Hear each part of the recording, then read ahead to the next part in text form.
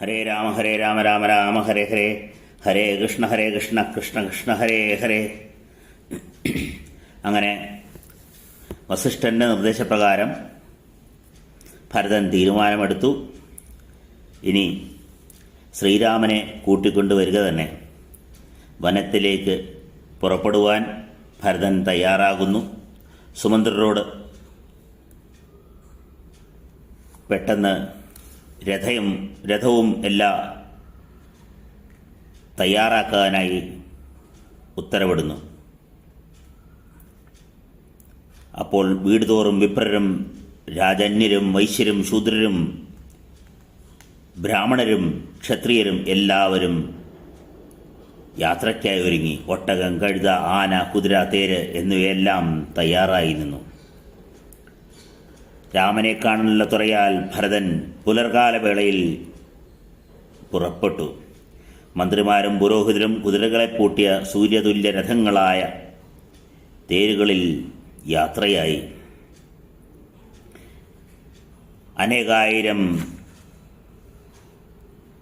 ആനപ്പടയും കുതിരപ്പടയും എല്ലാം ഒപ്പം കൂടി. യശസ്വിനിയായ കൗസല്യ, കൈകേയി, സുമിത്ര എന്നിവരും ഒപ്പം കൂടി. അവർ നല്ല കുറിക്കൂട്ടുകളൊക്കെ തൊട്ട് നല്ല വേഷത്തിൽ ഭരതനെ അനുഗമിച്ചു. അയോധ്യ മുഴുവൻ തന്നെ ഭരതൻ്റെ പിന്നാലെ യാത്രയായി. അവർ യാത്ര ചെയ്ത് ഗുഹൻ്റെ താവളമായ ഗംഗാതീരത്തെത്തി. ശൃംഗവേരപുരം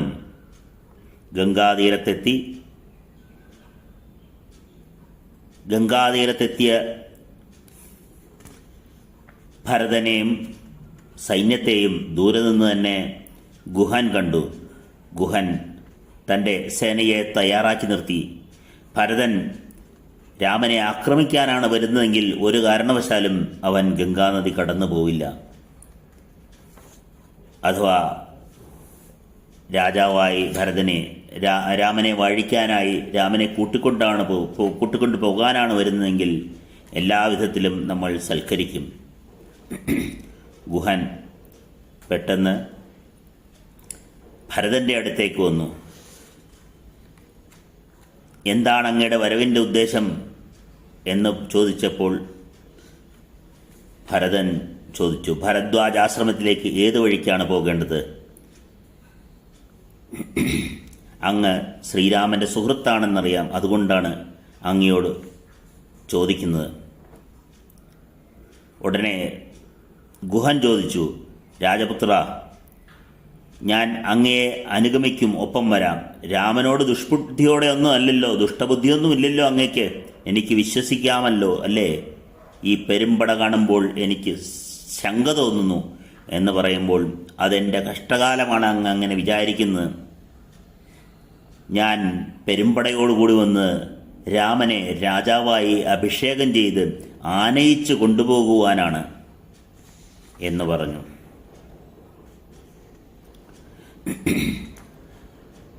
ഗുഹൻ രാമനെക്കുറിച്ചും ലക്ഷ്മണനെക്കുറിച്ചും വാചാലനായി.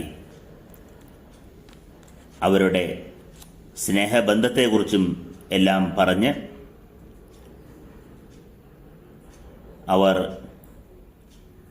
ഗുഹൻ്റെ ആശ്രമത്തിൽ ഗുഹനോടൊപ്പം ലക്ഷ്മണനിരുന്ന് സംസാരിച്ച സ്ഥലങ്ങളൊക്കെ കാണിച്ച് മനോഹരങ്ങളായ മുറ്റങ്ങളും വേർതിരിച്ച നെടും പാതകളും ഹർമ്മ്യപ്രാസാദ്യങ്ങളും എല്ലാം കൊണ്ടു നടന്ന് കാണിച്ച് രാമൻ സഞ്ചരിച്ച വഴികളൊക്കെ കാണിച്ചു കൊടുത്തു.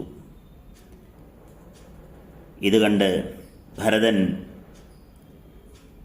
അപ്രിയമായ കാര്യങ്ങൾ കണ്ട് ശോകഘോഷനായി താഴെ തളർന്നു വീണു. പെട്ടെന്ന് ഇത് കണ്ട് കൗസല്യ ഓടിയെത്തി. മകനെ, ഇനി നീ മാത്രമേ ഉള്ളൂ എനിക്ക് ശരണം. രാമനും ലക്ഷ്മണനും എന്നെ വിട്ട് വനത്തിലേക്ക് പോയിരിക്കുന്നു. ഇനി നീ കൂടെ. നിനക്ക് പ്രശ്നമൊന്നുമില്ലല്ലോ, കുഴപ്പങ്ങളൊന്നുമില്ലല്ലോ? ഭരതൻ പറഞ്ഞു, തനിക്ക് യാതൊരു കുഴപ്പവുമില്ല. ഭരതനോട് ഗുഹൻ പറഞ്ഞു, ഇന്നിവിടെ തങ്ങിയിട്ട് നാളെ യാത്രയാകാം ഭരദ്വാജ ആശ്രമത്തിലേക്ക്. അന്ന് രാത്രി ഗുഹനോടൊപ്പം കൗസല്യയും ഭരതനും ശത്രുഘ്നനുമെല്ലാം രാമൻ കിടന്ന ശയ്യയും മണ്ണിൽ കിടന്ന പുൽമത്ത കൊണ്ടുണ്ടാക്കിയ ഇലകൾ വിരിച്ച ശയ്യയും എല്ലാം കണ്ടു. ഇവിടെയാണ് സീതാദേവിയും ശ്രീരാമനും കൂടി കിടന്നത്. അവിടെ ഭരതൻ താണുവണങ്ങി. പിറ്റേ ദിവസം രാവിലെ വളരെ നേരത്തെ തന്നെ ഭരതൻ കുളിച്ചൊരുങ്ങി ശത്രുഘ്നനോട് പറഞ്ഞു തയ്യാറാകാൻ. ശത്രുഘ്നും തയ്യാറാകി. രണ്ടുപേരും കൂടെ ഭരദ്വാജ ആശ്രമത്തിലേക്ക് കയറി ചെന്നു. ദൂരെ നിന്ന് തന്നെ ഭരദ്വാജൻ മനസ്സിലാക്കി വരുന്നത് ഭരതനാണെന്നും ദശരഥന്റെ മരണം മനസ്സാൽ അദ്ദേഹം കണ്ടു. അതുകൊണ്ട് ഭരതനോട് ദശരഥനെക്കുറിച്ച് ഒന്നും ചോദിച്ചില്ല. കൂടെ വന്ന എല്ലാവരെയും പരിചയപ്പെടുത്തുവാൻ പറഞ്ഞു. ഭരതൻ കൗസല്യയെയും മാതാവായ കൗസല്യയെയും ശത്രുഘ്ന ലക്ഷ്മണ മാതാവായ സുമിത്രയെയും പരിചയപ്പെടുത്തി. എന്നിട്ട് പറഞ്ഞു, ഈ കുലത്തിന് മുഴുവൻ നാശം വിതച്ച ഈ കൈകേയിയാണ് എൻ്റെ മാതാവ്. അപ്പോൾ ഭരദ്വാജൻ പറഞ്ഞു, മകനെ, അങ്ങനെ പറയാതിരിക്കുക. രാമൻ്റെ വനവാസം ചില പ്രത്യേക കാര്യങ്ങൾ നടത്തുവാനാണ്. ദൈവഹിതമാണ്. ലോകത്തിന് മുഴുവൻ നന്മ വരുത്തുവാനാണ് രാമൻ്റെ ഈ വനവാസം. അതിന് കാരണമായവൾ കൈകേയിയാണ്. അതുകൊണ്ട് കൈകേയിയെ അങ്ങനെ പഴിക്കരുത് എന്ന് പറഞ്ഞു. അന്ന് രാത്രി അവിടെ തങ്ങണമെന്ന ഭരദ്വാജൻ്റെ നിർദ്ദേശമനുസരിച്ച് സേനയ്ക്കും ആനകൾക്കും കുതിരകൾക്കുമെല്ലാം വിശിഷ്ട ഭോജ്യങ്ങൾ ദേവഗന്ധർവ അപ്സരസ്സുകളെ ധ്യാനിച്ചുകൊണ്ട് ഭരദ്വാജൻ നൽകി. എല്ലാവരും വളരെ മനോഹരമായ ആഹാരം കഴിക്കുകയും വിശ്രമിക്കുകയും ചെയ്തു. അന്ന് രാത്രി അവിടെ പാർത്ത് ഭരദ്വാജനെ അടുത്ത ദിവസം ചെന്ന് കണ്ട് അവിടെ നിന്ന് തുടർയാത്ര തുടർന്നു. അവർ ചിത്രകൂടത്തിലേക്ക് യാത്രയായി. അപ്പോൾ ചിത്രകൂടത്തിൽ ശ്രീരാമൻ സീതയോടൊത്ത് കാഴ്ചകൾ കണ്ട് നടക്കുകയായിരുന്നു. നെടുനാളായി അവിടെ പാർത്തുപോരുന്ന ഗിരിവനപ്രിയനായ രാമൻ സീതയുടെ പ്രിയത്തിനും തൻ്റെ സന്തോഷത്തിനുമായി ശചിക്ക് ഇന്ദ്രൻ എന്ന പോലെ സീതയ്ക്ക് ചിത്രമായ ചിത്രകൂടം കാണിച്ചു കൊടുത്തു. ഭദ്രേ, രാജഭ്രംശമോ സുഹൃദ്വിരഹമോ ഈ രമണീയഗിരി കാണുമ്പോൾ എൻ്റെ മനസ്സിനെ ബാധിക്കുന്നില്ല. നാനാധാതുക്കൾ കലർന്നവയും മാനം തുളയ്ക്കുന്നതുമായ കൊടുമുട്ടികളാൽ അലങ്കൃതവും പലതരം പക്ഷികളോടുകൂടിയതുമായ ഈ പർവ്വതത്തെ നോക്കൂ. ചിലവ വള്ളി പോലെ, ചിലവ ചോര നിറമാർന്ന, ചിലവ മഞ്ഞപ്പട്ടിടുവ, ചില ഇന്ദ്രോപലപ്രഭ ചിന്തുന്നവയും. ഈ പർവ്വതത്തിൻ്റെ ചില പ്രദേശങ്ങൾ എരിക്കുംപൂൽ പോലെയും ചിലത് കൈതപ്പു പോലെയും തോന്നുന്നു. പുള്ളിപ്പുലി, കരടി തുടങ്ങിയ പല മൃഗങ്ങളെ കാണൂ. മാവ്, ഞാവൽ, വേങ്ങ, പാച്ചോറ്റി, മുൾമരം, പ്ലാവ് തുടങ്ങിയ പലതരം വൃക്ഷങ്ങളെ കാണൂ. രമ്യങ്ങളായ താഴ്വരകളിൽ കാമാസക്തരായ കിന്നരന്മാർ ഇണചേരുന്നത് കാണും. പലതരം പൂക്കളും കായ്കളും നിറഞ്ഞതും പലതരം പക്ഷികൾ പാർക്കുന്നതും രമ്യങ്ങളുമായ കൊടുമുകളോടുകൂടിയ ഇവിടെ എനിക്ക് ആനന്ദമാണ്. എൻ്റെ പിതാമഹന്മാരായ രാജർഷികൾ ഈ വനവാസത്തെ ഇഹപര ശ്രേയസ്സുകൾക്ക് നിത്യമായ ഉത്തമോപമെന്ന് പറഞ്ഞിട്ടുണ്ട്. പ്രിയേ, ഈ പർവ്വതത്തിൻ്റെ ചില ഭാഗങ്ങൾ വീട് പോലെയും ചിലവ പൂങ്കാവനം പോലെയും ചിലയിടം ഒറ്റ കല്ലുപോലെയും കാണുന്നില്ലേ? സീതേ, വിശിഷ്ട വ്രതനിഷ്ഠനായ കുലധർമ്മവർദ്ധകമായ സദ്പഥത്തിൽ വർദ്ധിച്ച് നിന്നോടും ലക്ഷ്മണനും കൂടി ഈ കാലം നല്ല സുഖമായി വസിച്ച് ഞാൻ ആനന്ദമനുഭവിക്കും. പിന്നെ പർവ്വതത്തിൽ നിറങ്ങി മന്ദാകിനി നദിയെ സീതയ്ക്ക് കാണിച്ചു കൊടുത്തു. ഇതാണ് മനോഹരമായ മണൽത്തിട്ടയോടുകൂടിയ ഹംസസാര സേവിതമായ മന്ദാകിനി നദി. പൂങ്കായം നിറഞ്ഞ പലതരം തീരതെരുക്കളാൽ ചുഴറ്റപ്പെട്ട ഈ പുഴ രാജരാജന്റെ പൊയ്ക പോലെ വിളങ്ങുന്നു. കാട്ടുമൃഗങ്ങൾ നീർകുടിച്ച് വെള്ളം കലങ്ങിയ ഈ ചേലാർന്ന കടുവകൾ എനിക്ക് കടവുകൾ എനിക്ക് ആനന്ദമരുളുന്നു.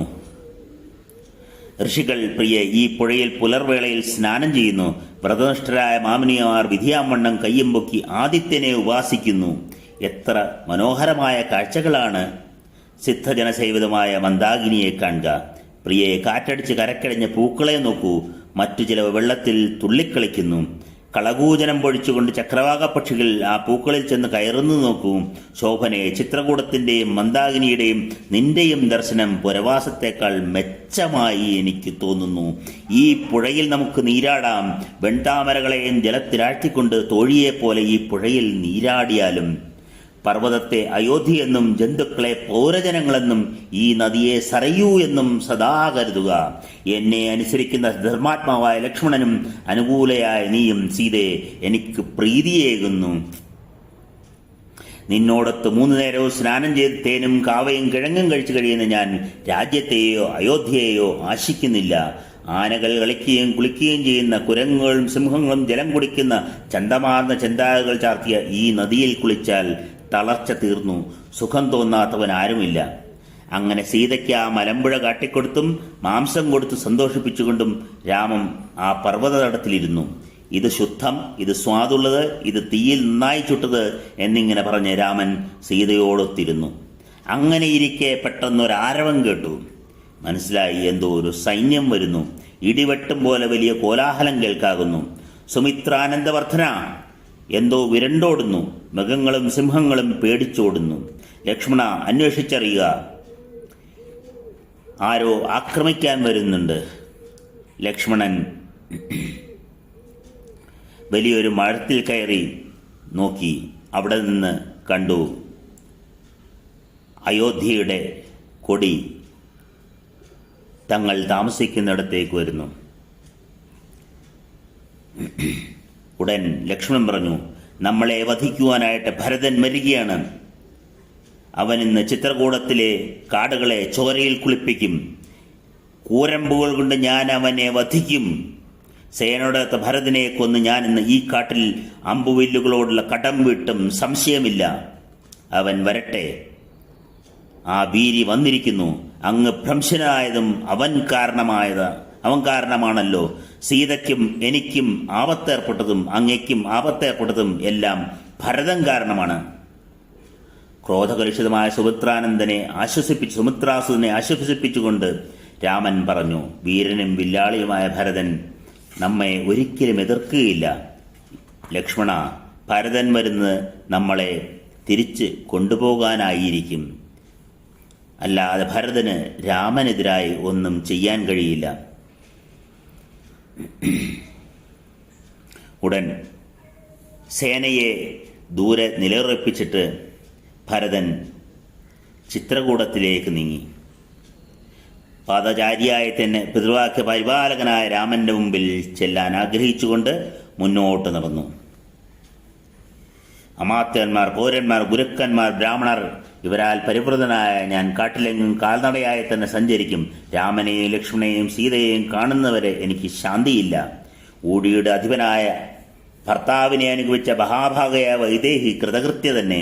ഗിരിരാജസമനായ ഈ ചിത്രകൂടം ധന്യം തന്നെ. ഇവിടെയല്ലോ നന്ദനത്തിൽ കുബേരൻ എന്നതുപോലെ കാകുത്സ്ഥൻ വാഴ്വത്. ശസ്ത്രധാരികളാൽ അഗ്രഗണ്യനായ രാമൻ പാർക്കുന്ന ദുഷ്ടമൃഗങ്ങളുന്ന ഈ കൊടുങ്കാട് കൃതാർത്ഥം തന്നെ. ഭരതൻ രാമാശ്രമം കൊണ്ട് സേനയെ വീണ്ടും നിവേശനം ചെയ്ത് ഗുഹനോടുകൂടി വേഗം നടന്നു. സേന നിലയുറപ്പിച്ച ശേഷം ഭരതൻ സ്വോത്സാഹം ശത്രുഘ്നെയും നയിച്ചുകൊണ്ട് ജ്യേഷ്ഠനെ കാണാൻ നട തുറന്നു. അമ്മമാരെ വേഗം കൂട്ടിക്കൊണ്ടുവന്നാലും എന്ന് വസിഷ്ഠനോട് അപേക്ഷിച്ചിട്ട് ഭ്രാതൃപ്രിയനായ ഭരതൻ മുമ്പേ യാത്രയായി. രാമദർശനത്തിന് തുല്യം തൃഷ്ണയായ സുമന്ത്രനും ശത്രുഘ്നന്റെ പിന്നാലെ നടന്നു. താവസാലയങ്ങൾക്കിടയിൽ സ്ഥിതി ചെയ്യുന്ന രാമന്റെ പർണശാല നടന്നുകൊണ്ടിരിക്കെ ഭരതൻ കണ്ടു. പർണശാലയുടെ മുന്നിൽ വെട്ടിക്കീറിയ വിറകും പറിച്ചെടുത്ത പൂക്കളും ഭരതൻ കണ്ടു. ആശ്രമത്തിലെത്തിച്ചേരാൻ രാമലക്ഷ്മണന്മാർ അടയാളമായി അവിടെ ദർഭങ്ങളും ചീരകളും തൂക്കിയിട്ടിരിക്കുന്നത് കാണായി. തണുപ്പ് കാറ്റാൻ മൃഗങ്ങളുടെയും പോത്തുകളുടെയും ചാണകമുണക്കി ആ കാട്ടിൽ കൂട്ടിയിട്ടിരിക്കുന്നതും കണ്ടു. നടന്നുകൊണ്ടിരിക്കെ സന്തോഷത്തോടെ ശത്രുഘ്നോടും അമാത്യരോടുമായി പറഞ്ഞു, ഭരദ്വാജ മഹർഷി നിർദ്ദേശിച്ച സ്ഥാനത്ത് നാം എത്തിച്ചേർന്നിരിക്കുന്നു. മന്ദാകിനി ഇവിടെ നിന്ന് വളരെ അകലെയല്ലെന്നും കരുതുന്നു. ഇവിടെ ഞാൻ ഋഷിതുല്യനായ ആര്യനെ സസന്തോഷം കണ്ടെത്തും. നദിയുടെ തീരം ചേർന്ന് ഒട്ടിട നടന്ന ഭരതൻ അവരോട് പറഞ്ഞു, പുരുഷോത്തമൻ നിലത്ത് വീരാസനത്തിലിരിക്കുകയാണ്. രാജാവ് പെരുങ്കാട്ടിൽ എൻ്റെ ജീവിതവും ജന്മവും മഹാനിന്ദ്യം. ഞാൻ മൂലം ആ മഹാത്മാവായ ലോകനാഥൻ സുഖങ്ങളെല്ലാം വടിഞ്ഞ് ക്ലേശിച്ച് വനത്തിൽ വാഴുന്നു. എന്നിങ്ങനെ ലോകത്താൽ പഴിക്കപ്പെട്ട ഞാൻ രാമനെ പ്രീതിപ്പെടുത്തി രാമന്റെയും സീതയുടെയും ലക്ഷ്മണന്റെയും കാൽക്കലിപ്പോൾ പതിക്കും. ഇപ്രകാരം വിലപിക്കുന്ന ആ ദാശരഥി പുണ്യവും മനോരമവുമായ പർണശാല കണ്ടു. ഇലകൾ കൊണ്ട് മേഞ്ഞതും വിശാലവും മൃദുദർഭ വിരിച്ച യജ്ഞവേദി പോലെയുള്ളതും വജ്രതുല്യകളും വൈരമാരകങ്ങളും പുറമെ പൊൻപൂശിയുമായ കനത്ത വില്ലുകൾ തൂങ്ങുന്നും വായ പിളർന്ന പാമ്പുകളാൽ ഭോഗവതിയെ എന്ന പോലെ സൂര്യകര പ്രഭങ്ങളും ഘോരങ്ങളും ശരങ്ങളാൽ ശോഭിക്കുന്നതും വെള്ളിയുറകൾ ചെയ്യിക്കുന്ന 2 വാളുകൾ തൂങ്ങുന്നും കിഴക്കോ വടക്കോട്ട് ചാഞ്ഞ് തീയാളുന്ന വേദിയോടുകൂടിയതുമായ രാമനിലയം ഭരതൻ കണ്ടു. തെല്ലിട സൂക്ഷിച്ചു നോക്കിയപ്പോഴും ഉടജത്തിൽ ജടാമണ്ഡലധാരിയായി ശ്രീരാമനിരിക്കുന്നത് കണ്ടു. കൃഷ്ണാജിനം ധരിച്ച് മരത്തോലൊടുത്ത് അഗ്നിയാൽ ചൂഴപ്പെട്ടവനെ പോലെ വിളങ്ങുന്ന രാമനെ കണ്ടു. സിംഹസ്കന്ധനും കമലനേത്രനും ആഴിചൂഴുന്ന ഊഴിക്കുടയവനും ധർമ്മചാരിയും മഹാബാഹുവുമായ രാമൻ സീതാലക്ഷ്മണ സമീപം ദർഭവിരിച്ച് ബ്രഹ്മാവിനെ പോലെ ഇരുന്നരുളുന്നു കണ്ടു. രാമനെ കണ്ട് ഓടിച്ചെന്ന് ഇടറുന്ന തൊണ്ടയോടെ കേണു. സദസ്സിൽ അമാത്യരാൽ ചുഴപ്പെട്ട് വാഴേണ്ട എൻ്റെ ജ്യേഷ്ഠനിത കാട്ടുമൃഗങ്ങളാൽ ചുഴപ്പെട്ട് വാഴുന്നു. വിലയേറിയ വസ്ത്രങ്ങൾ ധരിച്ചു വന്ന മഹാവീരനിത മാന്തോലുകൾ മുടുത്ത് ധർമ്മമാചരിക്കുന്നു. എപ്പോഴും പലതരം പൂക്കൾ ചൂടിപ്പോന്ന രാമൻ ഈ ജടാഭാരം താങ്ങുന്നത് എങ്ങനെ? സുഖോചിതനായ രാമൻ ഞാൻ മൂലമാണല്ലോ ഈ ദുഃഖം പ്രാപിച്ച് ദുഷ്ടനായ എൻ്റെ ലോകനിന്ദിതമായ ജീവിതം ഹാ കഷ്ടം എന്നിങ്ങനെ കേണുകൊണ്ട് നിലംപതിച്ച ഭരതനെ ശ്രീരാമൻ സാദരം ചേർത്ത് പിടിച്ച് തൻ്റെ മടിയിലേക്ക് താങ്ങിയിരുത്തി. അത് കഴിഞ്ഞിട്ട് നെറുകയിൽ മുകർന്നുകൊണ്ട് കെട്ടിപ്പിടിച്ച് രാമൻ വാത്സല്യത്തോടെ ചോദിച്ചു, ഉണ്ണി, അച്ഛനെവിടെ? കാട്ടിൽ നീ എങ്ങനെ എത്തി? അച്ഛനിരിക്കെ നീ കാട്ടിൽ പോരാൻ പാടുള്ളതല്ല. നിന്നെ കണ്ടിട്ട് നാളെത്രയായി? എന്താണിങ്ങനെ കാട്ടിലേക്ക് വന്നത്? നീ ഇങ്ങോട്ട് പോകുന്നതെന്ത്? രാജാവ് ദുഃഖം കൊണ്ട് പരലോകം പ്രാപിച്ചൊന്നുമില്ലല്ലോ. കുട്ടിയായ നിനക്ക് ശാശ്വതമായ രാജ്യം നഷ്ടപ്പെട്ടില്ലല്ലോ. അച്ഛനെ വേണ്ട പോലെ ശുശ്രൂഷിക്കുന്നില്ലേ? രാജസൂയങ്ങളും അശ്വമേധങ്ങളും അനുഷ്ഠിച്ച ധർമ്മനിശ്ചയവും സത്യശങ്കരനുമായ ദശരഥാത്മജൻ കുശലിയായി കഴിയുന്നില്ലേ? വിദ്വാനും ധർമ്മനിത്യനും മഹാദ്വിതിയും ഇക്ഷ്വാകുലത്തിന്റെ ഉപാധ്യായനുമായ ആ ബ്രാഹ്മണനെ വേണ്ടതുപോലെ പൂജിക്കുന്നില്ലേ? ഇവിടം മുതൽ എങ്ങനെ രാജ്യം ഭരിക്കണം എന്ന ഉപദേശം കൊടുക്കുകയാണ് ഭരതന്.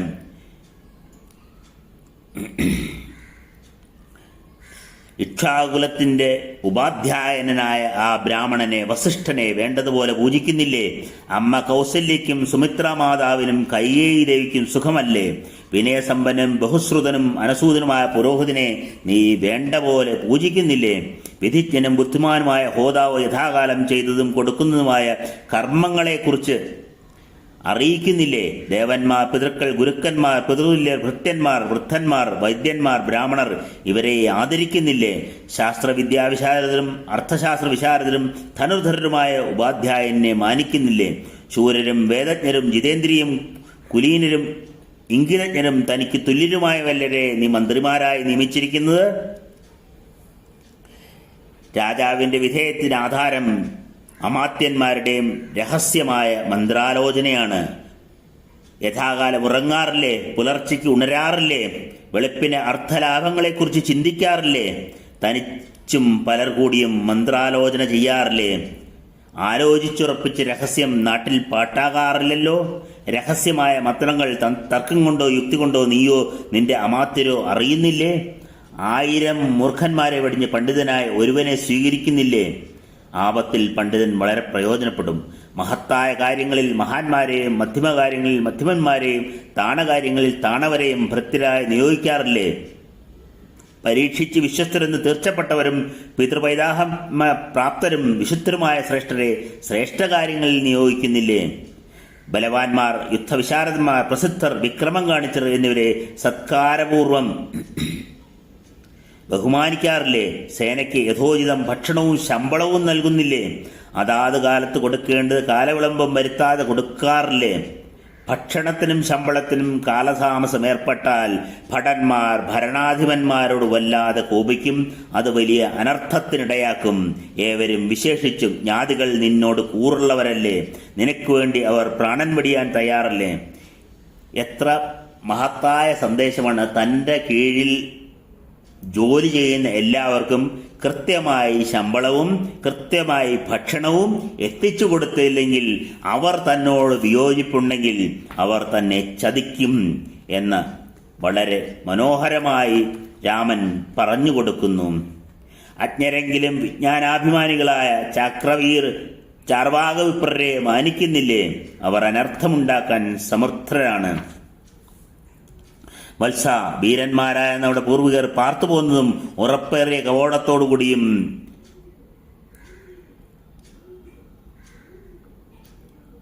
അയോധ്യയെ നീ വഴിപോലെ പാലിക്കുന്നില്ലേ? കൃഷിയും ഗോരക്ഷയും ചെയ്യുന്നവർ നിനക്ക് പ്രിയപ്പെട്ടവരല്ലേ? കൃഷി, ഗോരക്ഷ എന്നീ വൃത്തികളെ ആശ്രയിച്ചാണ് ജനങ്ങൾക്ക് സുഖമുണ്ടാകുന്നത്. അവർക്ക് വേണ്ട രക്ഷയും പരിഹാരവും നൽകുന്നില്ലേ നിന്റെ ഭരണം? ഇടത്തരക്കാരാണ് നല്ലത്. കോട്ടകളിലൊക്കെ ധനാധാന്യായുധങ്ങളും ജലവും ശില്പികളും വില്ലാളികളും വേണ്ടുവോളമല്ലേ? വരവ് ഏറെയും ചിലവ് കുറവുമല്ലേ?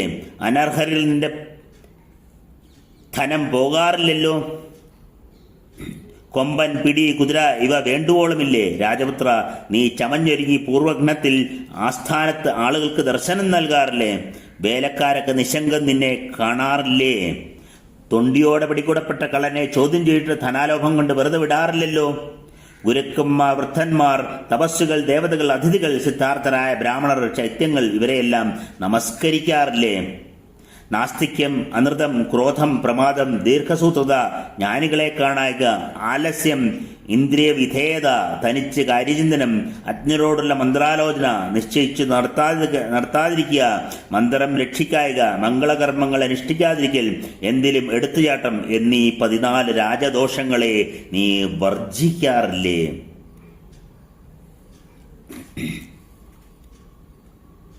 മന്ത്രിമാർ 3-4 പേരുമായി യഥോദിഷ്ടം ഒന്നിച്ചും തനിച്ചും മന്ത്രാലോചന നടത്താറില്ലേ? നിന്റെ വേദങ്ങളും ക്രിയയും ഭാര്യയും ശ്രുതവും സഫലമല്ലേ? ഞാനീ പറഞ്ഞതുപോലെ നിന്റെ ബുദ്ധി ആയുഷ്കരവും കീർത്തിദായകവും ധർമാർത്ഥ കാമയുക്തവുമല്ലേ? യാതൊരു വൃത്തിപദാവും പ്രപിതാമഹനും തുറന്നു പോന്നുവോ? അതു സജ്ജനങ്ങൾ അനുസരിക്കുന്ന ശോഭനമാർഗവും നീ പിന്തുടരുന്നില്ലേ? സ്വാദുള്ള വസ്തുക്കൾ തനിക്ക് ഭുജിക്കാറില്ലല്ലോ. അർത്ഥിക്കുന്ന മിത്രങ്ങൾക്ക് ധനം നൽകാറില്ലേ?